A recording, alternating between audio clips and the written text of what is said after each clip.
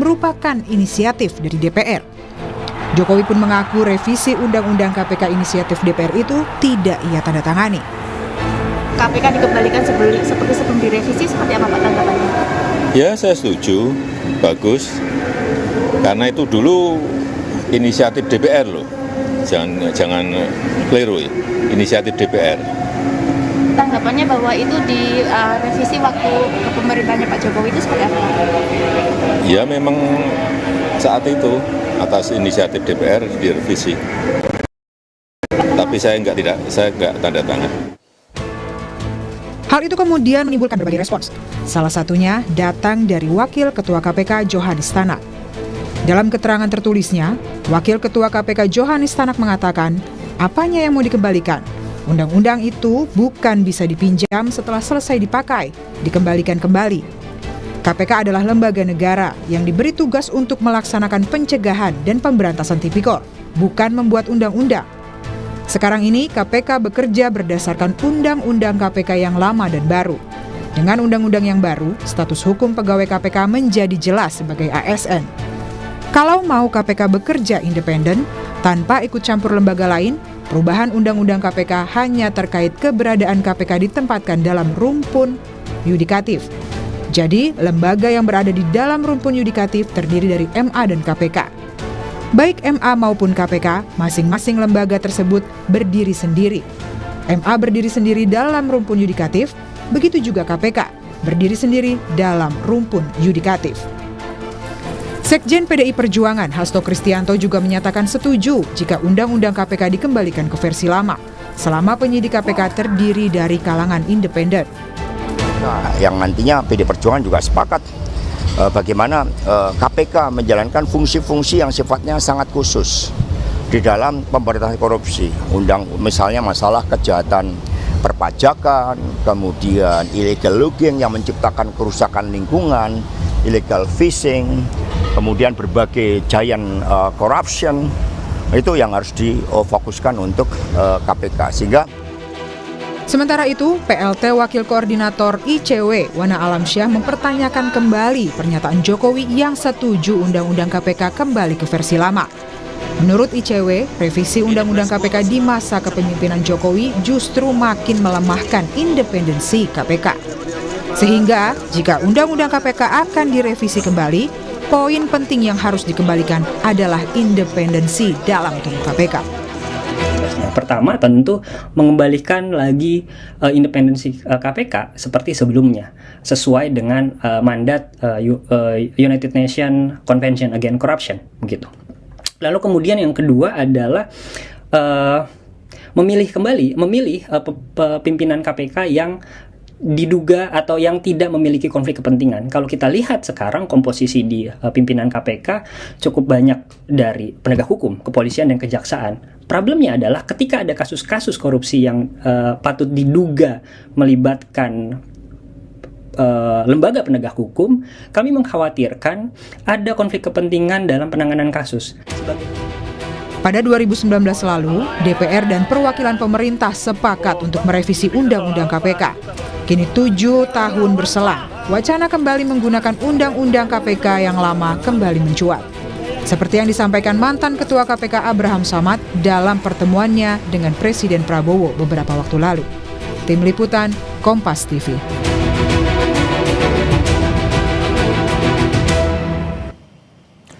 Lalu pertanyaannya, apakah wacana Undang-Undang KPK dikembalikan ke versi lama akan dilakukan oleh pemerintahan saat ini? Lalu apa saja poin yang perlu diperhatikan jika Undang-Undang KPK perlu direvisi kembali? Saat ini sudah bergabung bersama kami mantan Ketua KPK Abraham Samad dan juga Wakil Ketua Badan Legislasi DPR RI Ahmad Doli Kurnia. Selamat malam Bapak-Bapak. Selamat malam.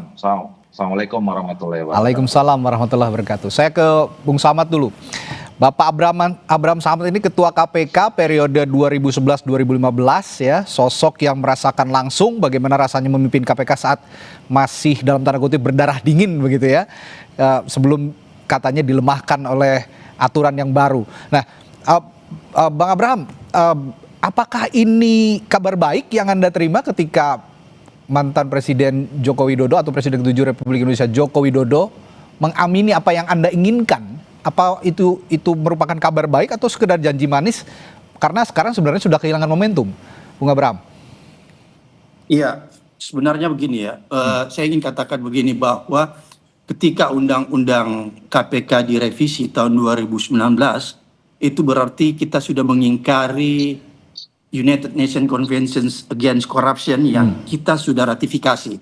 Ya, padahal sesungguhnya ketika sebuah konvensi internasional diratifikasi, maka kita harus tunduk dan patuh mengikuti aturan-aturan yang sudah disepakati bersama.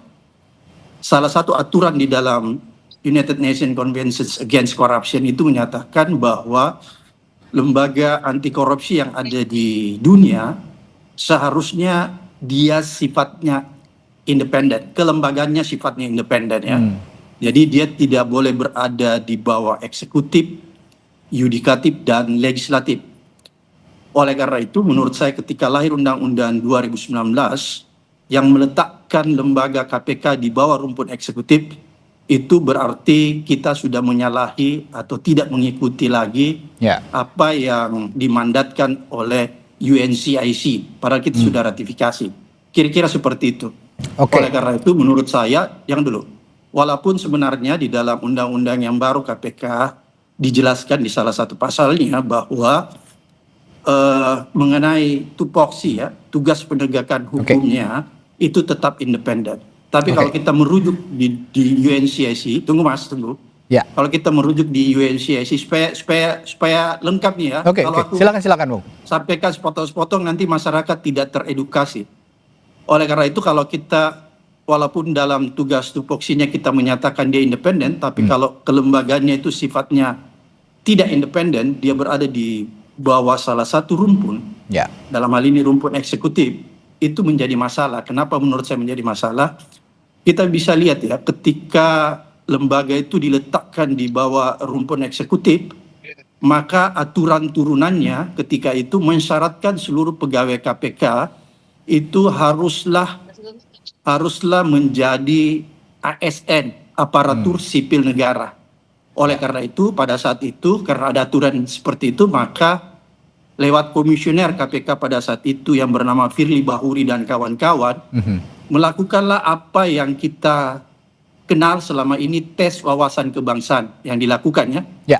Kenapa tes wawasan kebangsaan itu dilakukan pada saat itu? Karena salah satu syarat ya yang dibuat, salah satu syarat untuk menjadikan pegawai-pegawai KPK yang tadinya berstatus pegawai independen, bukan pegawai negeri sipil, harus menjadi pegawai negeri sipil. Maka dilakukanlah tes wawasan kebangsaan.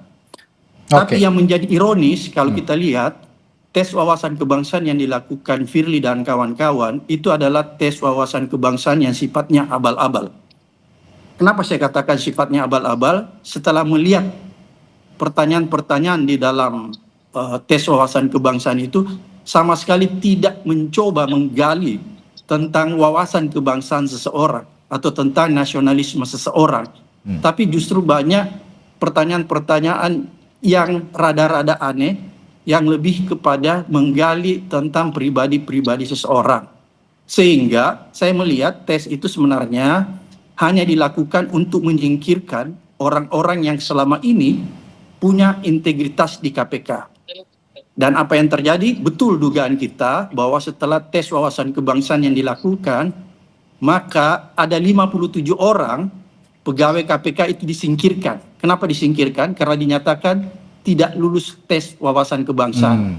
Padahal saya paham betul ke 57 orang itu adalah orang-orang yang berprestasi waktu saya masih duduk menjadi pimpinan KPK, dan orang-orang yang punya wawasan kebangsaan yang luar biasa. Salah satu contohnya misalnya ya, saya kasih contoh, bahwa di antara 57 orang itu ada sebagian besar dari Polri.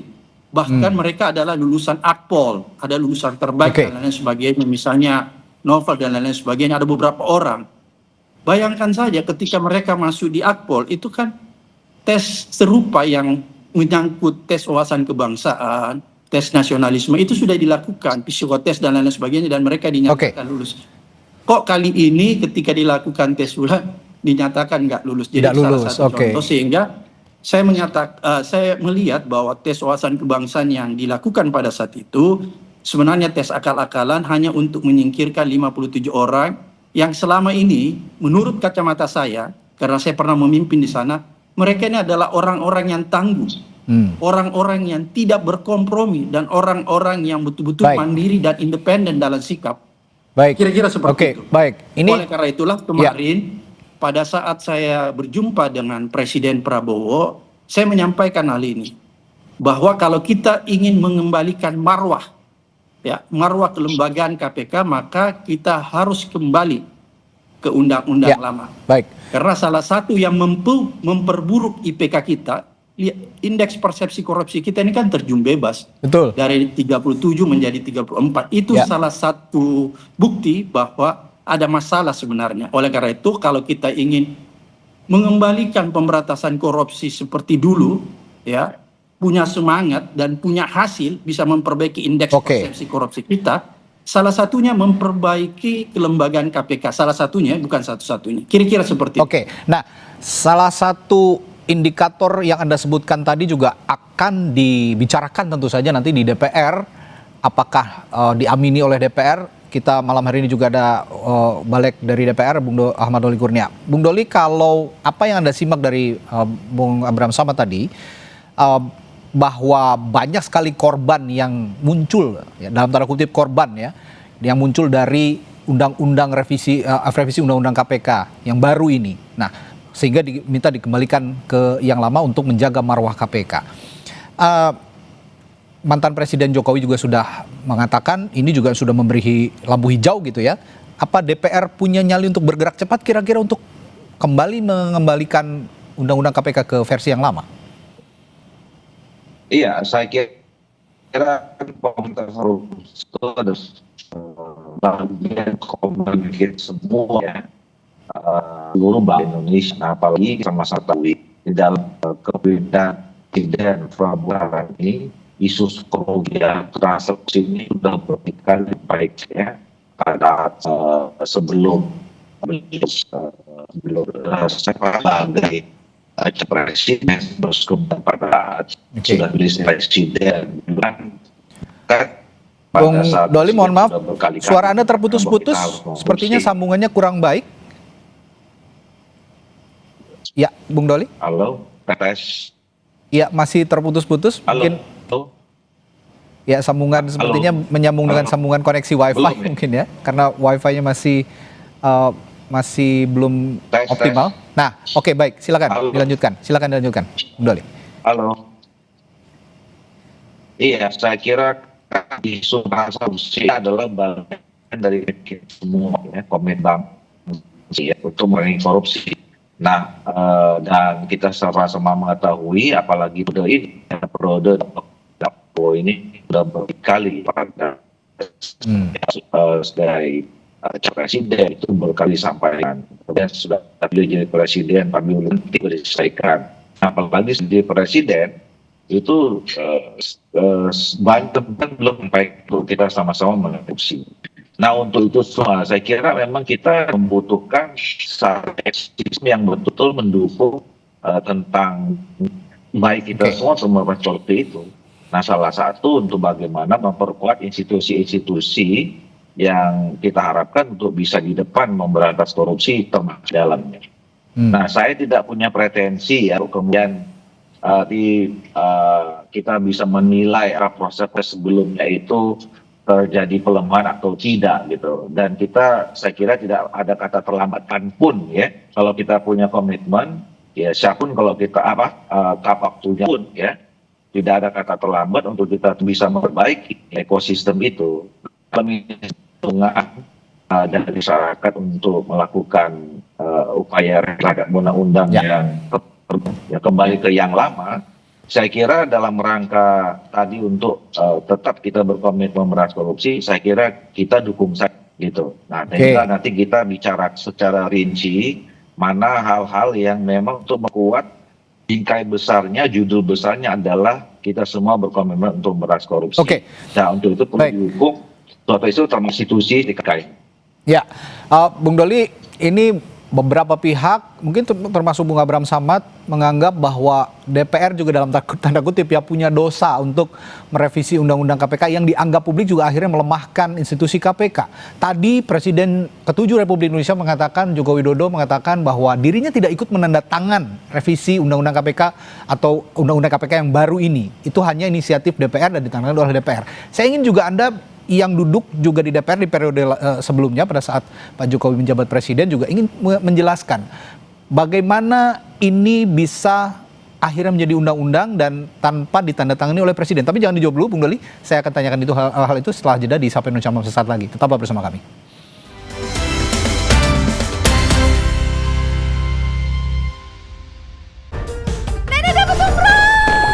Kejutan tutup botol Ramadan Aku Viva dimulai. Hadiah spesial hanya selama Ramadan. Ada produk elektronik, uang, temukan hadiahnya di semua ukuran Aku Viva selama Ramadan dari Wingsfood. Gurihnya creamy latte, kalau belum coba, pasti nggak nyangka. Terbuat dari kopi Great Brazil dan susu New Zealand, bikin kopinya gurih. Iya, gurih. Penasaran kan? Coba deh, pasti nggak nyangka. Creamy latte, kopi latte, gurih. Sistem keuangan dikorup tikus rakus. Nakula dan Sadewa mengejar Sangkuni. Marjan berbuka dan bangkitkan semangat. Oh no! Pakai Ciptaden Fresh Maxi Cool Buzz dengan Blue Gel Technology. Red Zap usir bakteri, bau mulut, nafas segar lebih lama. First day jadi fresh day. Ciptaden Fresh Maxi Cool. Fresh and cool to the max. Lain. 3, 2, 1, Aku Viva. 3, 2, 1. Sepanjang Ramadan, siapkan tubuh dengan 3 botol Aku Viva. Setara 2 liter air diminum dari buka sampai sahur. Biar satu harian puasa pasti sejuknya. Langsung kerasa sejuk. Aktivitas selama Ramadan tetap lancar. Murni banget dengan Aku Viva. Siap jalani bulan kemenangan. Murni dan pasti sejuknya. Dari Wingsfood.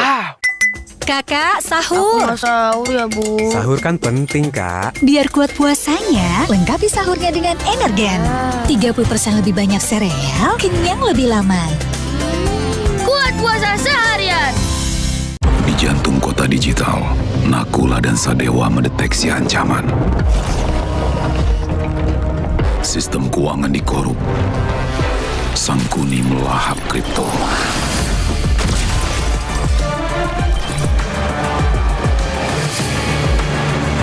Tikus rakus itu berhasil lolos. Marjan berbuka dan bangkitkan semangat. Bu, saya baru borong sabun Nuvo Family. Ada promo bikin FOMO. Beli 3 gratis 1, cuma 10.000. Satu cuma 2.500. Lebih hebat lawan kuman. Yuk borong sabun Nuvo Family, beli 3 gratis 1. Wingscare. Tiap orang punya semangatnya masing-masing untuk memberikan yang terbaik. Terima kasih untuk kamu yang tidak bercerita, tapi selalu semangat 100%. Kopi Kapal Api. Jelas lebih enak. Sistem keuangan dikorup tikus rakus. Nakula dan Sadewa mengejar Sangkuni. Marjan berbuka dan bangkitkan semangat. 3, 2, 1, Aku Viva. 3, 2, 1. Sepanjang Ramadan, siapkan tubuh dengan 3 botol Aku Viva. Setara 2 liter air diminum dari buka sampai sahur. Biar satu harian puasa pasti sejuknya. Langsung kerasa sejuk. Aktivitas selama Ramadan tetap lancar. Murni banget dengan Aku Viva. Siap jalani bulan kemenangan. Murni dan pasti sejuknya. Dari Wingsfood. Di jantung kota digital, Nakula dan Sadewa mendeteksi ancaman. Sistem keuangan dikorup. Sangkuni melahap kripto.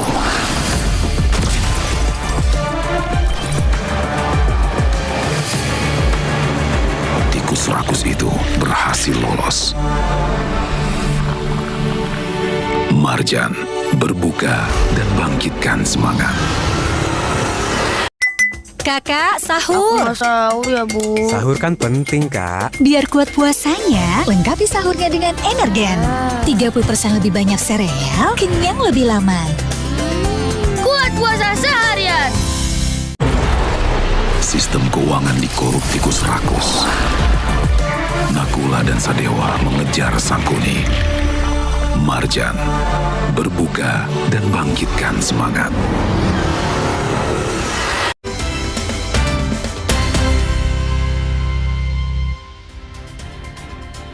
Ya, sebelum kami lanjutkan, saya harus informasikan Wakil Ketua Balik DPR RI, Ahmad Doli Kurnia, yang tadi sudah bergabung dengan kita untuk berbincang malam hari ini, sepertinya harus ada urgent untuk meninggalkan perbincangan kita malam hari ini karena harus menjalani perjalanan udara.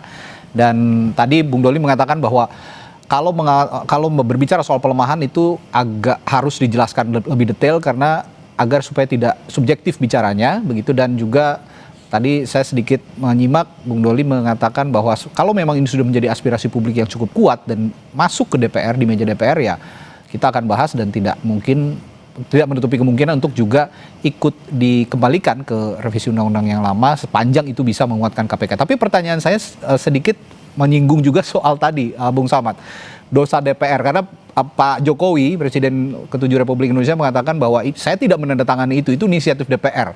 Anda sepaham dengan apa yang dianggap oleh publik bahwa ini adalah dosa DPR atau sebenarnya dosa kolektif DPR dan pemerintah, Bung Samad? Sebenarnya kalau kita lihat ini dosa kolektif ya. Kolektif ya? Iya. Okay. Jadi saya heran juga kok ada saling tuding-menuding ya. Oke. Ya, padahal menurut saya ini dosa kolektif, nggak mungkin lah cuman sekedar DPR kan. Kalau misalnya tidak ada sinyal dari pemerintah pada saat itu untuk melakukan revisi. Jadi saya pikir mungkin dalam konteks ini ada pihak-pihak tertentu yang ingin mencuci tangan, kira-kira gitu ya, cuci tangan, agar bisa terlihat di publik bahwa dia tetap concern dan berpihak kepada agenda pemberantasan korupsi. Padahal sesungguhnya itu adalah bagian dari pencitraan, kira-kira seperti itu. Oleh karena itu sebenarnya kalau kita mau jujur ya, ketika undang-undang KPK itu menjadi bermasalah, maka seharusnya memang pada saat ini yang paling terpenting ada kemauan yang kuat dari DPR dan pemerintah untuk segera mengembalikan. Ya, kita bisa menggunakan Perpu untuk mengembalikan ke undang-undang lama, karena kalau Undang-Undang KPK tahun 2019 seperti sekarang ini tetap dipertahankan, maka saya tidak yakin bahwa KPK itu marwahnya bisa kembali seperti dulu. Artinya apa? Saya tidak yakin KPK itu bisa melakukan pemberantasan korupsi seperti dulu lagi. Oke. Dan ini menjadi salah satu faktor menurunnya indeks persepsi korupsi kita.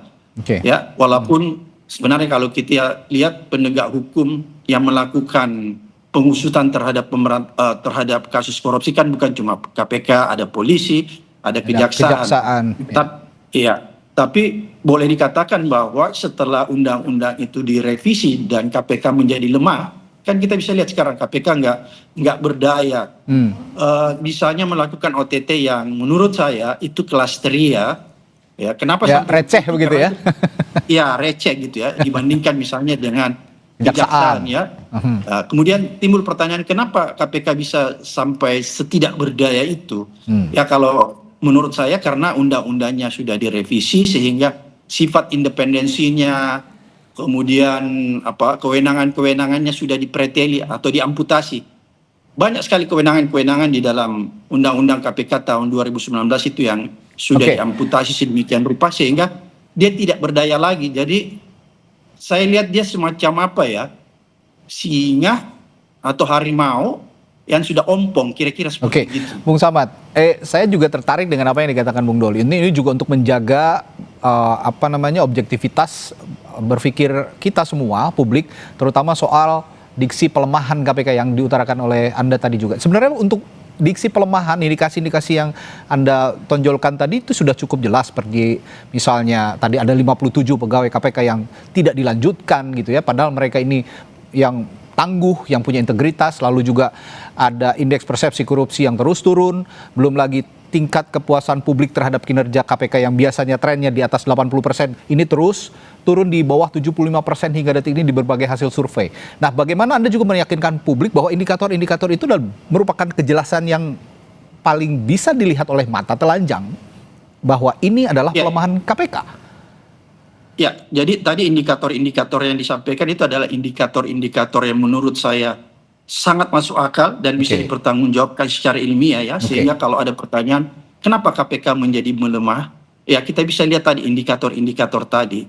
Salah satunya misalnya ketika Undang-Undang KPK itu direvisi, maka disitulah awal pelemahan KPK. Karena banyak kewenangan-kewenangan yang tadinya ada pada lembaga anti rasuah ini menjadi diamputasi sedemikian rupa. Sehingga dia tidak bisa bergerak lincah lagi ya.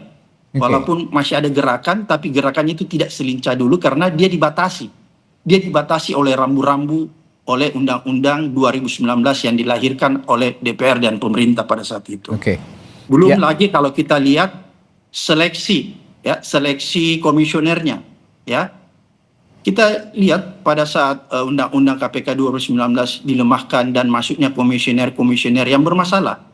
Ya, dan ini terkonfirmasi setelah mereka di dalam ya, misalnya Firly, Lili, itu kan semua bermasalah kan secara hukum. Jadi bukan omon-omon, bukan fitnah, tapi kan itu masalah karena seperti sekarang Firly masih status tersangka, Lili menerima gratifikasi nonton Formula One dan lain-lain sebagainya, dan masih banyak lagi komisioner KPK yang sebenarnya juga tanda petik bermasalah. Dan ingat, pada saat mereka di pansel dulu diseleksi, sebenarnya masyarakat sipil dan masyarakat luas sudah memasukkan keberatan-keberatan terhadap orang-orang yang tadi saya sebutkan, tapi toh DPR dengan gigi, dengan semangat 45 tetap meloloskan komisioner-komisioner yang bermasalah ini. Oleh karena itu sebenarnya kita bisa pertanyakan ini ada apa setelah undang-undangnya direvisi, diperlemah, kok dimasukkan lagi komisioner-komisioner yang tidak tangguh, yang tidak punya integritas. Jadi ini ada semacam grand skenario ya, grand skenario yang sangat komprehensif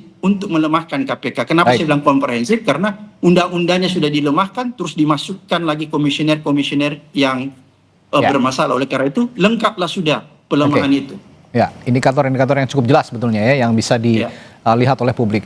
Anda sudah melempar bola panas, dan bola panas itu sudah diamini oleh mantan presiden kita, Presiden ke-7 Republik Indonesia Joko Widodo, meskipun katanya tidak menandatangani, dan bola panas itu sudah dilempar ke DPR sekarang. Nah, kita lihat nanti DPR mengolah itu menjadi strategi atau ditendang ke gawang lawan bola panasnya. Terima kasih Bung Abraham Samad. Saya masih tidak terlalu yakin, Mas. Saya masih tidak. Kenapa nggak yakinnya? Singkat saja Bung Samad. Ya, saya tidak terlalu yakin bahwa apakah DPR dan DPR sekarang itu mau segera mengembalikan undang-undang KPK yang lama. Karena melihat konfigurasi politik dan tensi politik yang sangat fluktuatif, sehingga saya belum terlalu yakin, walaupun saya tetap berdoa agar supaya orang-orang di Senayan itu diberikan hidayah. Diberikan hidayah sehingga mau mengembalikan undang-undang KPK seperti dulu. Saya ingat betul bahwa undang-undang KPK yang direvisi dulu hanya dalam waktu 2 minggu, singkat saja sudah direvisi. Seharusnya ya kalau ada aspirasi dari publik, termasuk dari Anda tadi untuk mengembalikan marwah KPK, ya bisa cepat juga dibahas di DPR untuk segera disikapi gitu. Baik, terima kasih Bung Abraham Samad, mantan Ketua KPK, telah berbagi perspektifnya di Sapa Indonesia Malam hari ini. Sampai jumpa lagi. Selamat malam. Saudara, penggugat ijazah Presiden ke-7 Republik Indonesia Joko Widodo, Roy Suryo CS, menilai ada yang beda dari sejumlah spesimen ijazah terungkap ke publik. Kami punya ulasannya, dipandu rekan saya Audrey Chandra sesaat lagi di Sapa Indonesia Malam.